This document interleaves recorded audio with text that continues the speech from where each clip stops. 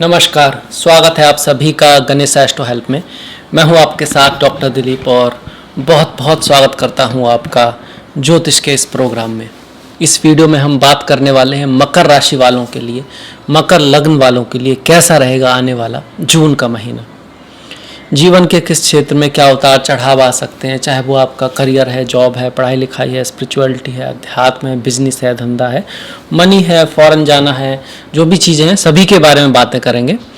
और ये भी देखेंगे कि हम अपनी तरफ से क्या कर सकते हैं, ज्योतिष के पॉइंट ऑफ व्यू से क्या रेमेडी कर सकते हैं, कर्म के आधार पर क्या ध्यान रखना है। पर सबसे पहले देख लेते हैं कि कौन सा ग्रह किस राशि में है, किस भाव में है, उनकी दृष्टियाँ क्या हैं और उसके आधार पर गणना करेंगे। तो आइए चलते हैं आपकी कुंडली की तरफ। ये देखिए, ये आपकी कुंडली है। आप देख सकते हैं यहाँ पर 10 नंबर लिखा है क्योंकि आप मकर वाले हैं ना, तो मकर ये 10वीं राशि है काल पुरुष की। पहली मेष है, दूसरी वृषभ है, तीसरी मिथुन है, चौथी कर्क है, 5वीं जो राशि है वो सिंह है, 6ठी कन्या, 7वीं तुला, 8वीं वृश्चिक, 9वीं धनु, 10वीं मकर। तो इसी वजह से यहाँ 10 नंबर लिखा है। ये नंबर है, ये राशि को दिखाता है। भाव ये प्रथम है, प्रथम भाव खाली है। द्वितीय भाव में 11वीं राशि कुंभ में शनि गोचर कर रहे हैं। ये शनि यहाँ पर करीब 30 साल बाद आए हैं। आपकी 7.5 की लास्ट फेज की स्टार्टिंग हो रही है, बहुत अच्छी बात है। तृतीय भाव में गुरु जो है अपनी ही राशि में गोचर कर रहे हैं, मीन राशि में। ये भी 12 साल बाद हो रहा है क्योंकि गुरु एक राशि में करीब 1 साल भ्रमण करते हैं, तो अपनी राशि में आते आते उनको 12 साल लग जाते हैं। तो 12 साल बाद जो है गुरु मीन में आए हैं और साथ में ही मंगल करीब 1 साल बाद यहाँ पर है। तो गुरु मंगल योग बना हुआ है तृतीय भाव में। चतुर्थ भाव में राहु शुक्र मेष राशि में, गुरु मंगल मीन राशि में, और पंचम भाव में वृषभ राशि में आप बुध को देख सकते हैं। बुध जो है अब मार्गी हो गए हैं, पहले वक्री चल रहे थे, एक अच्छी बात है। और छठे भाव में 15 तारीख के बाद सूर्य पहुंच जाएंगे। 15 से पहले वो पंचम में वृषभ में रहेंगे और 15 को आपके छठे भाव में मिथुन राशि में सूर्य पहुंचेंगे। इसी वजह से इस महीने जो है आपका मिथुन संक्रांति भी होगा। सप्तम, अष्टम, नवम, 6, 7, 8 भाव खाली हैं। 10म भाव में, 10 भाव में, और केतु जो है तुला राशि में गोचर कर रहे हैं। 11वां और 12वां, एकादश भाव और द्वादश भाव भी आपका रिक्त है, खाली है। अब आ जाते हैं गणना के ऊपर। देखिए, सबसे पहले तो आपके जो लग्नेश हैं, आपके जो सबसे महत्वपूर्ण ग्रह हैं, आपकी जो राशिश हैं, जो शनि हैं, वो द्वितीय भाव में जा रहे हैं अपनी राशि में। कहने को तो ये 7.5 ही है, पर अगर आप क्लासिकल टेस्ट पढ़ोगे तो आपको पता लगेगा कि उसमें लिखा है कि तुला राशि हुई, मकर हुआ, कुंभ हुआ, इनके लिए ना 7.5 उतनी खराब नहीं होती है, कई बार तो बहुत अच्छी भी होती है। डिपेंड करता है जन्म के चार्ट पर, दशा महादशा पर। अगर शनि की स्थिति कुंडली में कमजोर है और अष्टक वर्गा में उसके पॉइंट कम है, तब तो थोड़ा 7.5 में दिक्कत आएगी, जो सभी को आती है। पर अगर कुंडली अच्छी है और अष्टक वर्गा में कुंभ राशि में आपको शनि को अच्छे पॉइंट मिले हैं, अच्छी दशा महादशा है, तो ये शनि आपको धन खूब देंगे क्योंकि द्वितीय भाव धन का ही है। और यहाँ पर बैठकर ये धेनु नाम का राजयोग बना रहे हैं। धन देंगे, पैसा देंगे, फैमिली में वृद्धि करेंगे। आपका जो परिवार है उसमें बहुत सारी ऐसी चीज़ें हो सकती हैं जो समाज में आपकी प्रतिष्ठा को बढ़ाने वाली हों। आपकी वाणी का बड़ा महत्व होगा, लोग आपकी सुनेंगे, आपकी बात मानेंगे। अगर शनि की अष्टक वर्गा में पॉइंट कम हुए तो वाणी की थोड़ी कमजोरी रह सकती है। आप कुछ ऐसा बोल सकते हो जिसकी वजह से धन का थोड़ा बहुत नुकसान हो जाए। अदरवाइज शनि का अपनी ही राशि में, कुंभ राशि में जाना अच्छा है। 7.5 कहते भी हैं कि जाती है, जाते जाते कुछ देकर जाती है। कहीं ना कहीं जो लास्ट फेज होती है वो थोड़ी सी आप कह सकते हो ईजी भी होती है, चीज़ें थोड़ा बनने भी लगती हैं, चीज़ें थोड़ा बेहतरी की तरफ बढ़ने लगती हैं। तो आपके लिए बहुत अच्छा परिवर्तन हो रहा है शनि का अपने ही राशि में आकर धेनु नाम का योग बनाना। वाणी का हल्का सा ख्याल रखें, अपने परिवार में एकता को बनाए रखें, प्रेम को बनाए रखें, ये बहुत महत्वपूर्ण रहेगा। शनि की दृष्टियों की बात करें तो तीसरी दृष्टि आपके चतुर्थ भाव पर, सीधी दृष्टि आपके अष्टम भाव पर, और जो 10वीं दृष्टि है शनि की वो आपके एकादश भाव पर पड़ेगी।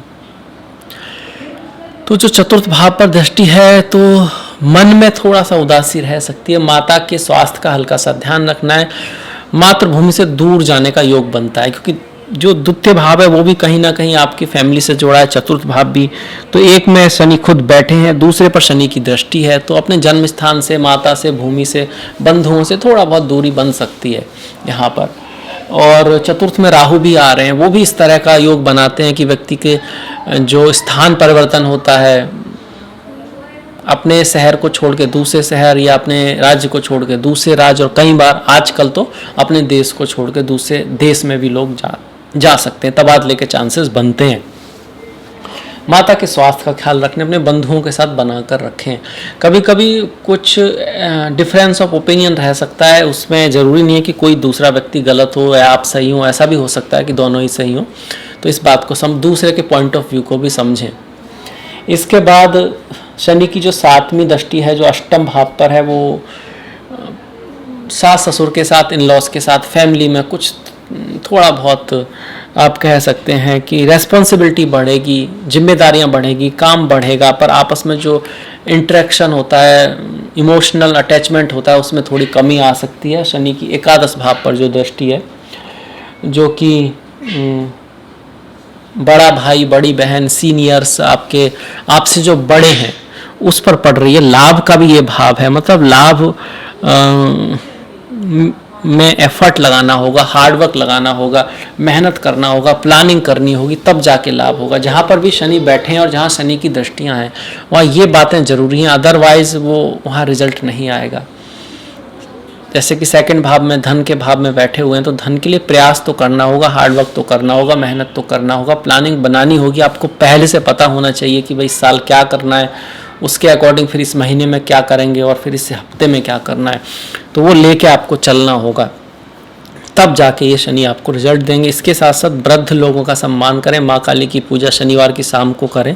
ओम क्रीम कालिकाय नमः। माँ काली की पूजा के साथ साथ बजरंगबली, हनुमान की पूजा आप मंगल और शनिवार को कर सकते हैं, बहुत अच्छी रेमेडी है। आपको गरीबों की सेवा भी करनी है, और पीपल के पेड़ आदि पर भी अगर आप दीपक जलाते हैं, परिक्रमा करते हैं, तो बहुत बढ़िया रहेगा। शनि की चीज़ों का दान आपके लिए कोई बहुत ज़्यादा नहीं कहा जा सकता। जैसे बोलते हैं लोहे का दान, सरसों के तेल का दान, काली उड़द वगैरह का दान कोई ज़्यादा ज़रूरी नहीं है। मेनली सेवा आपके लिए ज़्यादा बेहतर है।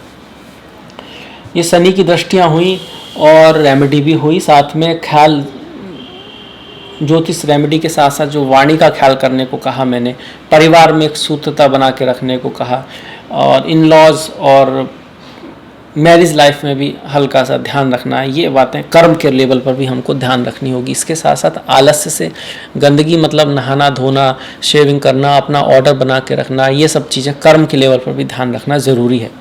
इसके बाद गुरु पर आते हैं।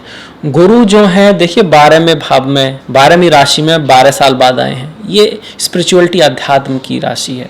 तीसरा भाव जो है यात्राएं का है, तो स्पिरिचुअलिटी, अध्यात्म को लेकर यात्राएं हो सकती हैं, तीर्थ यात्राएं हो सकती हैं, हायर एजुकेशन के लिए यात्राएं हो सकती हैं, क्योंकि कहीं ना कहीं हायर एजुकेशन भी स्पिरिचुअलिटी, अध्यात्म की तरफ ले जाती है। आपने देखा होगा कि जो लोग बहुत ज़्यादा ज्ञानी होते हैं, साइंटिस्ट होते हैं, वो शुरू में तो कहते हैं कि ईश्वर नहीं है, कुछ नहीं है, पर फिर धीरे धीरे जब बहुत ज़्यादा ज्ञान होता है तो उनको एक आभास होने लगता है, चाहे वो आइंस्टीन हो या कोई भी हो, चाहे वो टेस्ला हो, कि देयर इज़ समथिंग। ज़्यादा ज्ञान भी आपको ईश्वर की तरफ लेकर जाता है, स्पिरिचुअलिटी और अध्यात्म की, दर्शन की तरफ लेकर जाता है। तो उसके लिए अच्छा है गुरु का यहाँ पर होना। गुरु यहाँ पर आपको हायर एजुकेशन के लिए बहुत बढ़िया है। अब्रॉड पढ़ने लिखने जाना, किसी हायर डिग्री के लिए जाना, यात्रा के लिए जाना, उसके लिए बहुत अच्छा। पिता की लाइफ में कोई परिवर्तन अच्छा आएगा, कोई लकी अपॉर्चुनिटी आ सकती है आपको, फॉर्चून हाई क्या कह सकते हैं कि स्कॉलरशिप वगैरह मिल सकती है अगर आप प्रयास कर रहे हैं, तो उसके लिए भी बहुत बढ़िया है। क्योंकि सीधी दृष्टि यहाँ से गुरु मंगल की सीधी दृष्टि जो है वो 9वें भाव पर पड़ेगी, भाग्य के भाव पर पड़ेगी, पिता के भाव पर पड़ेगी। आपकी पत्नी के छोटे भाई के जीवन में भी कुछ अच्छी घटनाएं हो सकती हैं, उनके जीवन में भी कुछ महत्वपूर्ण और शुभ परिवर्तन आ सकते हैं।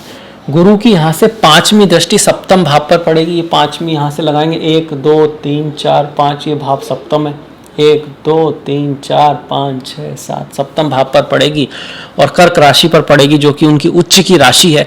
तो अच्छी दृष्टि है, अच्छी राशि पर है, तो शादी विवाह के चांसेस तो हैं ही। परिवार में भी कहीं ना कहीं एक सूत्रता बढ़ेगी, पति पत्नी के बीच प्रेम बढ़ेगा, एक दूसरे के प्रति निष्ठा बढ़ेगी। ये तो रहा परिवार की बात हुई आपके। और बिजनेस जो है वहाँ के लिए भी बहुत बढ़िया है। आपका जो बिजनेस है वो बढ़ सकता है, आपको नए और अच्छे पार्टनर मिलेंगे।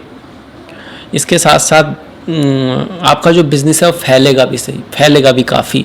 हाँ, धन के जो है उसमें थोड़ा स्लोनेस रहेगी, थोड़ा डिलेड जरूर रहेगा शनि की वजह से, एफर्ट थोड़ा ज़्यादा लगाना पड़ेगा। पर अगर आप एफर्ट करते हैं तो गुरु आपके फेवर में है। ऐसे में गुरु की दशा अंतरदशा रही, गुरु कुंडली में शुभ रहे, उनके अष्टक वर्ग में अच्छे पॉइंट रहे, तो इस 7.5 में आप फर्श से अर्श पर भी पहुंच जाते हैं, पहुंच सकते हो। बहुत सारे लोग पहुंचे। हाँ, प्रयास ज़बरदस्त करना होता है, इस बात का आप ध्यान रखिएगा। वो बोलते हैं ना कि हो सकता है छेद आसमान में भी एक पत्थर तो तबीयत से उछालो यारो। कहने का मतलब यही है कि आप पूरी शिद्दत के साथ, पूरी मेहनत के साथ किसी गोल को अचीव करने की कोशिश करो तो रास्ता निकलेगा, आज नहीं तो कल निकलेगा। इसके बाद देखिए, जो शनि गुरु की जो लास्ट दृष्टि है वो भी कहाँ पर आ रही है? एकादश भाव पर आ रही है। शनि गुरु की दोनों की दृष्टियाँ एकादश भाव पर है, मतलब लाभ धीरे धीरे होगा, पर कोई बहुत बड़ा लाभ भी हो सकता है। मतलब बहुत प्रयास कर रहे हो, आपको लग रहा नहीं होगा, ये तो लेट ही होता जा रहा, फिर अचानक से जितना सोचा उससे भी 2 गुना हो गया। इस तरह की स्थिति यहाँ पर दिखाई देती है। धन आगमन के लिए बहुत बढ़िया समय दिखाई देता है। और आपको आपके जो सीनियर्स हैं, बड़े भाई बहन हैं, उनसे कुछ मतभेद जरूर होगा, पर कहीं ना कहीं किसी बड़े काम में उनका हेल्प भी आपको मिल सकती है। ये भी यहाँ पर दिखाई बन रहा है, क्योंकि गुरु शनि दोनों की दृष्टियाँ जो हैं एकादश भाव पर है।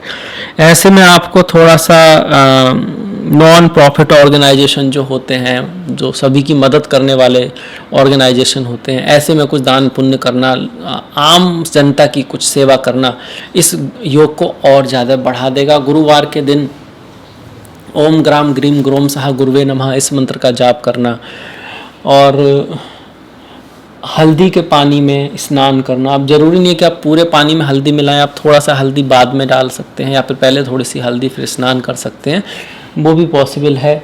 इसके साथ साथ ओम नमो भगवते वासुदेवाय, ये कब करना है? अगर गुरु की दशा महादशा है तो गुरु वाली चीज़ों पर ज़्यादा ध्यान देना है, शनि की दशा महादशा है तो शनि की चीज़ों पर ज़्यादा ध्यान देना है। इसके बाद देखिए, मंगल जो है आपके चतुर्थ के स्वामी हैं और अपने से 12वें भाव मतलब तृतीय में बैठे हैं, जो साफ साफ आपके यात्रा को दिखाता है, फॉरेन ट्रेवल को दिखाता है। माता की स्वास्थ्य में थोड़ा बहुत कमी आ सकती है, मदर के ऊपर कुछ खर्चा आ सकता है, इसको दिखाता है यहाँ पर।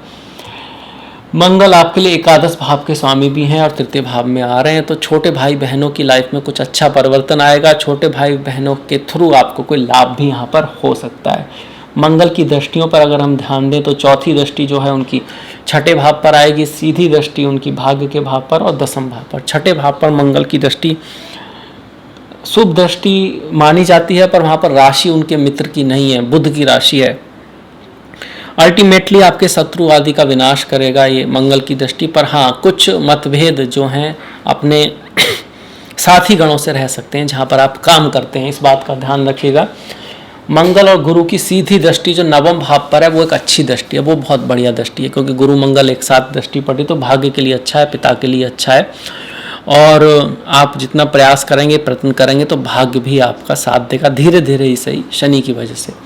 10वें भाव पर जो दृष्टि है वहाँ थोड़ा ध्यान रखना है, क्योंकि वहाँ पर केतु पहले से ही है, मतलब कि पद प्रतिष्ठा और सम्मान की जब बात आती है तो वहाँ पर आप कभी कभी ऑफिस में थोड़ा गुस्सा आपको आ सकता है। बॉस के साथ आपको बना के रखनी है, गवर्नमेंट के साथ आपको बना के रखनी है। इस चीज़ को अगर आप बना के रखेंगे तो चीज़ें आपकी बेहतरी की तरफ जाएंगी। खास करके अगर आप किसी जॉब में हैं तो वहाँ तो इसकी बहुत ज़्यादा इम्पोर्टेंस हो जाती है। मंगल की और केतु दोनों की दृष्टि 10वें पर है, जो पिता के वाणी का भी भाव है, तो पिता की वाणी थोड़ी थोड़ी कटु रह सकती है और पिता के लाइफ में कुछ धन का थोड़ा बहुत नुकसान हो सकता है कि भाई टूर ट्रैवल पे जाएं, कोई बड़ी यात्रा पर जाएं तो उसमें कुछ खर्चा वगैरह तो होगा ही। उनकी हेल्थ का भी हल्का सा ध्यान यहाँ पर रखने का बनता है। मंगल की अगर दशा है तो हनुमान जी की पूजा करना और सुंदरकांड का पाठ करना, मीठे और लाल चीज़ों का दान करना, ये भी बहुत अच्छी रेमेडी है मंगल को शुभ रखने की। इसके साथ साथ हनुमान जी का जो चरित्र है उसका अनुकरण करना भी जरूरी है। जिस भी आप प्रभु की आप आराधना करते हैं तो उनके गुणों को पढ़ना और अपने अंदर वो खुद ही आने लगेंगे अगर आप मन से पढ़ोगे तो वो भी एक बहुत अच्छी रेमेडी है। इसके बाद देखिए राहु और शुक्र का चतुर्थ में, तो सीधी सी बात है, राहु चतुर्थ में आएंगे तो माता की ख्याल रखना, मातृभूमि से दूरी का होना, मिसअंडरस्टैंडिंग होना, भाई बंधुओं से, परिवार में थोड़ा बहुत कलह आदि का होना हो सकता है। और हालांकि आप बहुत प्रयास करोगे घर में शांति रखने का, माता के स्वास्थ्य का, बंधुओं के साथ, फिर भी कुछ मिसअंडरस्टैंडिंग बनने का चांस बनता है। चेंज ऑफ ट्रांसफ़र वगैरह होने का भी राहु बनाते हैं योग यहाँ से। आपको अपने कार्य पर, पद प्रतिष्ठा सम्मान पर भी ध्यान देना है। आप सारा फोकस घर पे लगाओ, उसके बाद भी चीज़ें जो हैं मतलब ना ही बने इसका चांसेज है, इसलिए आपको एक बैलेंस बना के रखना है घर में और काम में। राहु शुक्र जो हैं सफलता दिलाते हैं आपको, खास करके ऐसे काम में जो क्रिएटिव है, जैसे कि आप डांसर हो, एक्ट्रेस हो, राइटर हो, पोइट हो, जिसमें फेम मिल सकती है, उसके लिए बहुत बढ़िया है। ऑटोमोबाइल इंडस्ट्री के लिए बहुत बढ़िया है। घर से भी ज़्यादा आपका गाड़ी वगैरह खरीदने के लिए कहीं ना कहीं योग बना हुआ है। पर राहु शुक्र कभी कभी प्रेम में बदनामी आदि का योग भी बनाते हैं, फीमेल के साथ कन्फ्लिक्ट आदि भी करा सकते हैं, तो इस चीज़ का आपको ध्यान रखना होगा। शुक्र यहाँ दशमेश हैं, दशम राशि को देख रहे हैं, तो ये अच्छी बात है। जब भी कोई ग्रह अपनी ही राशि को देखता है तो कार्य के क्षेत्र में आपको मजबूती लाने की कोशिश करेंगे, अगर शुक्र की दशा महादशा है। अगर कुंडली में भी राहु शुक्र हैं, यहाँ पर भी राहु शुक्र बन रहे हैं, तो ऐसे में राहु की चीज़ों का दान और शुक्र के लिए कुछ रेमेडीज़ करना आवश्यक हो जाएगा। राहु की चीज़ों में आपका आता है इलेक्ट्रॉनिक्स की चीज़ें जो होती हैं, बैटरी होती है, चितकबरी चीज़ें होती हैं काले सफ़ेद रंग की, वो भी है। नारियल में आप आटा भरकर उसमें कुछ थोड़ा बहुत चीनी डालकर ज़मीन में गाड़ सकते हैं, वो भी राहु की एक अच्छी रेमेडी है। माँ दुर्गा की पूजा करना, ओम दुम दुर्गाय नमः। शुक्र के लिए साफ़ सफाई का ध्यान रखना, स्त्रियों का सम्मान करना, दही, नींबू और छोटी इलायची का यूज करना। वैसे भी शुक्र समृद्धि के कारक हैं और साफ़ सफाई का ध्यान तो इसीलिए बताया भी गया है कि भाई साफ़ सफाई जो है ना लक्ष्मी को आकर्षित करता है, क्योंकि शुक्र से जुड़ा हुआ है सीधा सीधा। इसके साथ साथ गाय की सेवा करना, गाय में सभी देवता हैं, विशेषतः गाय को शुक्र से जोड़ा गया है ज्योतिष में। तो ये शुक्र की रेमेडीज़ हैं। शुक्र का जो ओवरऑल चौथे भाव में गोचर अच्छा है, पर चूंकि राहु के समीप है तो इसका ध्यान रखना होगा। फीमेल्स के साथ किसी लड़ाई झगड़े में ना उलझें। पंचम भाव में बुध बैठे हुए हैं। बुध आपकी कुंडली के भाग्य के स्वामी हैं, और इसके साथ साथ मतलब नवम भाव भाग्य का होता है, छठे भाव के भी स्वामी हैं। भाग्य का स्वामी पंचम में आ रहा है, तो आपके पुण्य जन्म के, पूर्व जन्म के कर्मों के कारण कुछ ऐसी अपॉर्चुनिटी आ सकती है जिससे आपको फेम, नेम, प्रतिष्ठा, सम्मान मिल सकता है। अब ये उन्हीं लोगों को मिलेगा जिनकी कुंडली में भी इस तरह का योग होगा, इस तरह की शुभता होगी बुध में।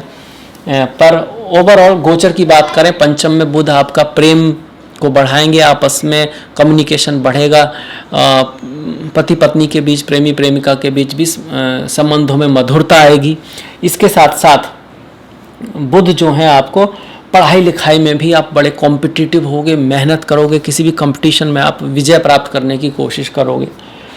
इस भाव पर कोई भी जो है नेगेटिव दृष्टि नहीं पड़ रही है, तो ऐसे में आपको स्टॉक मार्केट आदि से, कम्युनिकेशन से आपके लाभ हो सकता है। इसका जो है अच्छा योग यहाँ पर बना हुआ है। बुध को और शुभ करने के लिए किन्नरों की सेवा करें, गणेश जी की पूजा करें, बुद्धि से काम लें। बुध बुद्धि से जुड़े हुए हैं, बड़ी पिक्चर को लेकर चलें लाइफ में। थोड़े से प्लानिंग आपको होना चाहिए, आपको पता होना चाहिए कि इस महीने क्या करना है, परसों क्या करना है। प्लानिंग जो होती है वो अच्छे बुध वालों की निशानी है, तो आप भी करेंगे तो आपके बुध भी अच्छे हो जाएंगे। प्लानिंग करने का मतलब और लाइफ को सीरियसली लेने का मतलब ये नहीं है कि आप हंसी खुशी छोड़ देंगे। बुध वाले लोग बड़े ह्यूमरस होते हैं, जोक पसंद होते हैं, वो लाइफ में प्लानिंग करते हैं, बहुत सीरियस होते हैं, पर सीरियसली जीते नहीं हैं, चाइल्डिश होते हैं, छोटी छोटी चीज़ों को एंजॉय भी करते हैं। तो वो भी आपको ध्यान में रखना होगा, एक बैलेंस लेके चलना होगा। इसके बाद अगर आप सूर्य की बात करें तो सूर्य छठे भाव में बैठे हुए हैं और अष्टम भाव के स्वामी है, तो ये विपरीत राजयोग हुआ। सूर्य की दशा महादशा हुई तो चीज़ें बिगड़ के बनेंगी। सूर्य अगर स्वास्थ्य का थोड़ा सा ख्याल रखने की यहाँ पे बात आती है, स्वास्थ्य का थोड़ा ख्याल रखना होगा, आपको आंखों का ख्याल रखना होगा, बॉस और पिता के साथ कुछ मतभेद हो सकता है। ओवरऑल विपरीत राजयोग में है, तो ये जो और शुक्र सूर्य का जो गोचर है, जितने भी पाप ग्रह हैं उनका गोचर 3, 6, 10, 11 में ठीक ही होता है, तो अच्छा ही है। हाँ, थोड़ा सा आंखों का ख्याल रखें, पिता और बॉस के साथ कुछ मतभेद हो सकता है। इसके बाद देखिए केतु दशम भाव में, दशम भाव में केतु होते हैं तो व्यक्ति कभी कभी अपने जॉब चेंज करने की सोचता है, उसका कार्य में मन नहीं लगता। कभी कभी कई बार तो बहुत अच्छा जॉब भी होता है पर उसकी एक्सेप्टेशन इतनी होती है कि उसको लगता है यार इस जॉब में अब मतलब वो मज़ा नहीं आ रहा है, वो बात नहीं है। पर वास्तव में वो बात है या नहीं, इस बात को जॉब बदलने से पहले और लोगों की राय भी ले लें। कहीं ऐसा ना हो सब कुछ ठीक ठाक हो फिर भी आप बदलने की सोच रहे हो। As a remedy Ganesh ji की पूजा करें, गणपति जी की पूजा करें, ओम गम गणपति नमः का जाप करें, गणेश अथर्व शीर्ष का पाठ करें। केतु के लिए आप कुत्तों की सेवा करना, मछलियों की सेवा करना। मछलियों की सेवा कैसे करोगे, मछली पाल भी सकते हो, उनकी रोज़ सेवा करें, मतलब उनको खाना वगैरह का पूरा ध्यान रखें। या फिर आसपास कहीं तालाब हो वहाँ पर भी आप जा सकते हो, वहाँ पर तालाब में आटे की गोली वगैरह डाल सकते हो। मत्स्य अवतार की कथा सुनो। और वास्तव में ये एक इंडिकेशन है कि भाई मछलियाँ हैं, मछली मतलब जीव लोग जो हैं उन सभी का ख्याल रखो, चाहे गाय है, कुत्ता है, कौवा है, आसपास आपके जो पेड़ पौधे हैं उनका ख्याल रखो। स्पिरिचुअलिटी, अध्यात्म की तरफ बढ़ो, मेडिटेशन, ध्यान आपकी ज़िंदगी में हो तो केतु फिर आपका अच्छा फल देंगे ही देंगे। केतु और राहु पूर्वजों से भी जुड़े हुए हैं, तो गीता का पाठ, खास करके गीता के 7वें अध्याय में पूर्वजों के बारे में है, तो उनके प्रति थैंकफुल होना भी राहु केतु को अच्छा करता है। इसके बाद देखिए सारे ग्रह हो गए हमारे, हम थोड़ा सा त्योहारों को देख लेते हैं कि इस महीने कौन कौन सा त्यौहार है। 14 तारीख को हमारा पूर्णिमा है। पूर्णिमा का व्रत हम चंद्रमा के लिए, धन आदि के लिए करते हैं, बहुत अच्छा व्रत है। इसके साथ साथ संकष्टी है आपकी 17 तारीख की, गणेश जी का, और केतु से ही जुड़ा हुआ है। अगर केतु आपको परेशान कर रहे हैं, आपके कुंडली में केतु पीड़ित हैं, तो संकष्टी का व्रत करना, गणेश जी की पूजा करना बहुत बढ़िया रहेगा। और 13 तारीख की निर्जला एकादशी है, 24 तारीख की योगिनी एकादशी है। ओम नमो भगवते वासुदेवाय। जो भगवान हरि विष्णु के भक्त हैं उनके लिए बहुत इम्पोर्टेंट ये तिथि है। 12 और 26 तारीख को प्रदोष व्रत है और 27 तारीख की शिवरात्रि है, भगवान शिव का बहुत ही अच्छा शुभ दिन है। ओम नमः शिवाय। चिदानंद रूपा शिवोहम शिवोहम, मन बुद्धि अहंकार चित्तानि नाहम, चिदानंद रूपा शिवोहम शिवोहम। ये जो है आपका निर्वाण षटकम से है, शंकराचार्य जी का है। 29 तारीख को अमावस्या है आपकी, और 15 तारीख को मिथुन संक्रांति है, जैसे हमने कहा, क्योंकि सूर्य जो है 15 तारीख को अपनी राशि बदलेंगे। आत्मा सो परमात्मा, अमावस्या हो या संक्रांति हो, ये आपके पूर्वजों से जुड़ी हुई है, आत्मा से जुड़ी हुई है। इस दिन दान करना, पुण्य करना, घर की साफ सफाई करना और मेडिटेशन, ध्यान के लिए अच्छा होता है। जप आदि के प्रारंभ के लिए भी अच्छा होता है अगर कुंडली में कोई दोष है तो ये था मेरी तरफ से त्योहारों के बारे में और मकर राशि के बारे में, जून का जो राशिफल है। मुझे आशा है कि आपको पसंद आएगा, अच्छा लगेगा, तो प्लीज़ लाइक कीजिएगा, सब्सक्राइब कीजिएगा और घंटी वाला बटन दबाना मत भूलिएगा। मैंने डिस्क्रिप्शन में लिंक दिया इंस्टाग्राम, ट्विटर, फेसबुक आदि का, तो प्लीज़ फॉलो। आपका जो सहयोग है बहुत महत्वपूर्ण है, अति महत्वपूर्ण है, इसको इसी तरह से बना के रखिएगा। आपसे मुलाकात होगी नेक्स्ट वीडियो में, तब तक के लिए अपना ख्याल रखें, अपनों का ख्याल रखें, सभी का ख्याल रखें। नमस्कार।